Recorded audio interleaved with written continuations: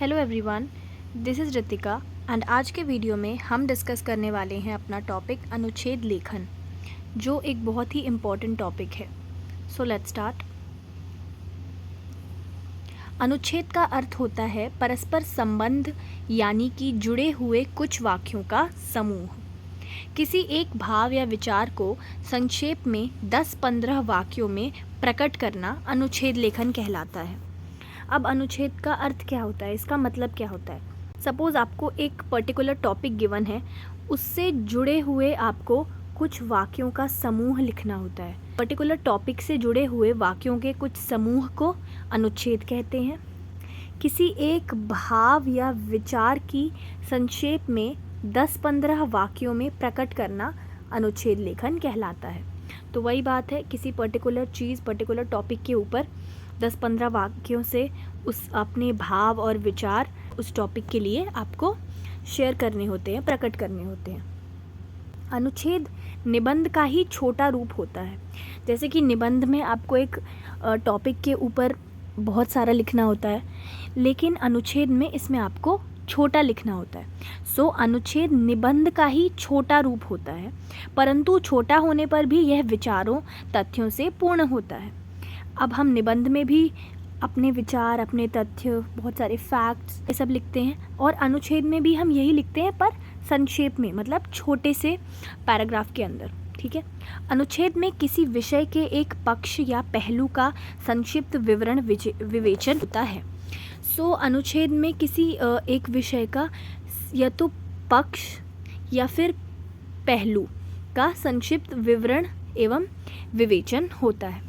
तो जब भी आप अनुच्छेद लिख रहे हैं तो उसमें या तो उसकी पॉजिटिव इम्पैक्ट देखा जाएगा, अगर प्रदूषण है तो उसका नेगेटिव इम्पैक्ट देखा जाएगा, अगर इंटरनेट है तो उसका पॉजिटिव इम्पैक्ट के ऊपर पूरा उसके लाभ के बारे में लिखेंगे, लेकिन अगर वहीं उसका दुरुपयोग के बारे में है तो उसके नेगेटिव इम्पैक्ट्स के बारे में लिखेंगे, या फिर हम नकारात्मक चीज़ें जो हैं उससे जुड़ी हुई उसके बारे में लिखेंगे। तो यही होता है। थोड़े शब्दों में विचार या भाव प्रकट करने से अनुच्छेद बनता है। ठीक है। सो अनुच्छेद किसी भी विषय पर लिखा जा सकता है। हम किसी भी पर्टिकुलर विषय पर लिख सकते हैं, जैसे कि मैंने आपको बताया, चाहे आप इंटरनेट के ऊपर लिखिए, परोपकार के ऊपर लिखिए, किसी की चीज़ के भी ऊपर लिखा जा सकता है। अनुच्छेद लिखते समय कुछ बातों का ध्यान रखना आवश्यक होता है, तो वो हम देखते हैं। ठीक है, कौन सी इम्पोर्टेंट बातें होती हैं वो। सो अनुच्छेद लिखते समय सीमा का ध्यान रखना चाहिए, शब्द सीमा का ध्यान रखना चाहिए कि हमको कितने वर्ड्स में लिखना है। ओके, आप लोगों को ना तो ज़्यादा लिखना है, क्योंकि फिर तो वो एक तरह का निबंध बन जाएगा, और ना ही आपको बहुत कम लिखना है। आपको शब्द सीमा का ध्यान रखते हुए लिखना है। अनुच्छेद प्रभावशाली होना चाहिए, इन्फ्लुएंशियल होना चाहिए, पढ़ते ही एक अच्छा प्रभाव पड़े।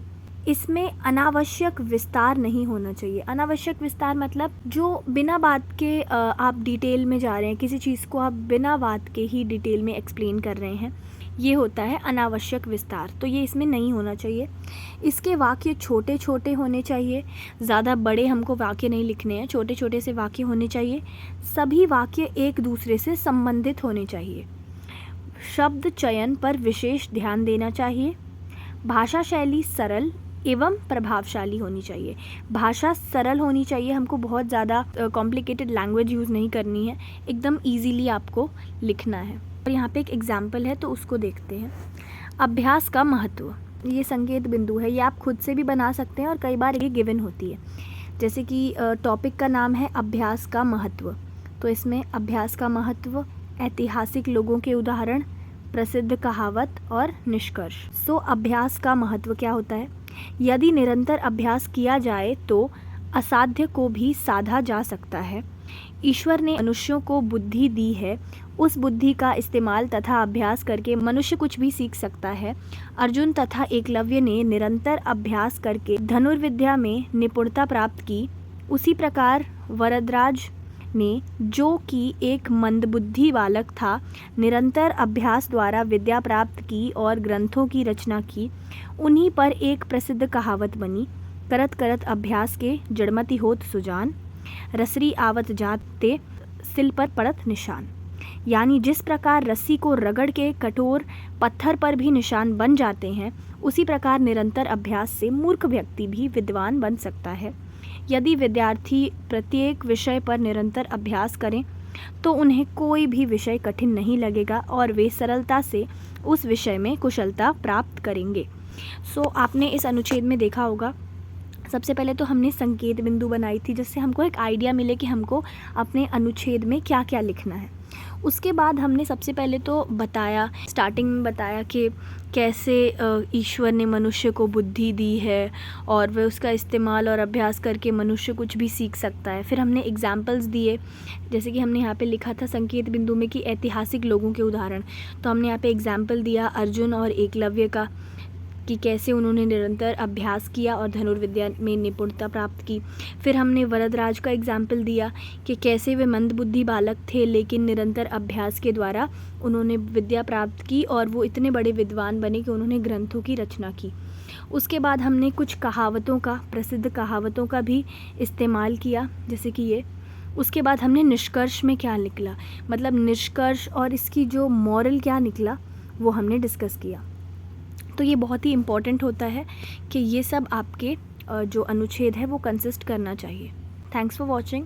यहाँ पे ही आपका इम्पॉर्टेंट टॉपिक अनुच्छेद लेखन कंप्लीट होता है। I hope you all have understood it and it's really easy. Thank you so much for watching.